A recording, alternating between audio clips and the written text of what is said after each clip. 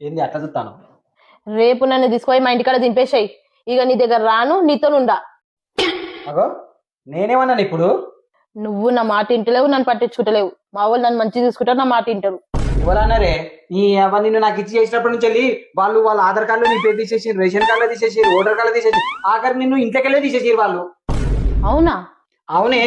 నన్ను చూడు, నా ఆధార్ కార్డులో నీ పేరు ఎక్కించిన, నా రేషన్ కార్డులో నీ పేరు ఎక్కించిన, నా ఓటర్ ఐడిలో నీ పేరు ఎక్కించిన. అంతెందుకు, నేను మొన్న చేయించిన ఎల్ఐసి పాలసీ కూడా బినామీ కూడా నీ పేరు పెట్టినా, తెలుసా నీకు? అంటే వాళ్ళు నన్ను వదిలిపెట్టేసారు, నన్ను పట్టించుకుంటలేరు అనమాట. మాట కాదు, నిజమే. ఇంత చేసినా కానీ మళ్ళీ నువ్వు నన్ను అరుచుకుంటలేవు, మంచిగా చూసుకుంటలేవు అని పడుతుంది నన్నే. సారీ అండి. ఇప్పటి వాళ్ళ ఇంటికే పోను, వాళ్ళ ముచ్చటే తీయ. మీతోనే ఉంటానండి, మీరు చెప్పినట్టు వింటానండి.